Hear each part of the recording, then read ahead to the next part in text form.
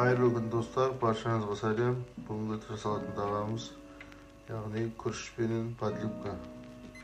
Түрлі подливкамен жасалатын күріш.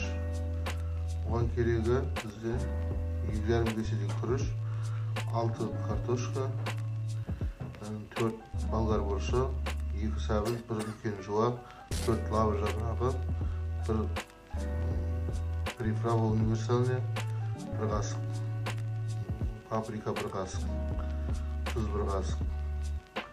Біз алдын ала етті қуырып қойған болатынбыз, қалған жасау барысында көрсететін боламыз. Ет онша майлы, қуырып тұр әп-әдемі болып. Достар, мінекей картошкамызды қайнатып аламыз, өстіп майлалап турап, езуге майлап. Достар, мінекей күрішті өстіп қайнатып алатын боламыз. Dostlar, мінекей болгарскийді өстіп тураймыз.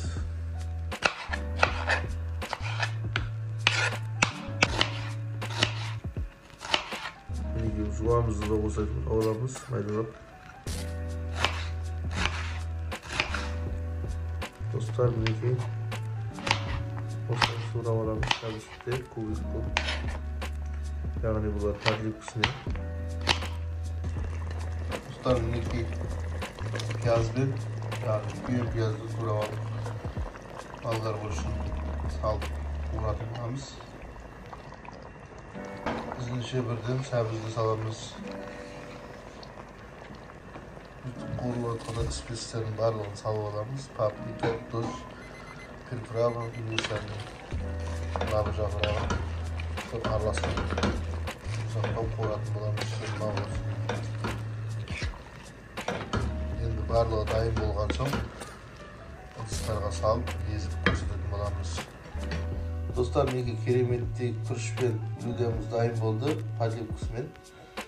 Мінекей қасында пюресі, мінекей күріші езіп пісіресіздер, қайнатып, картошканы езесіздер. Мінекей подливкасы иісі деген мұрынды жарып тұр. Достар, өздеріңізде өйстіп үй жағдайында дайындасаңыздар болады. Егер де дайындап жатсаңыздар, ұнап жатса, комментарийға жазып кетіңіздер. Келесі видеода кездескенше сау саламатта болыңыздар.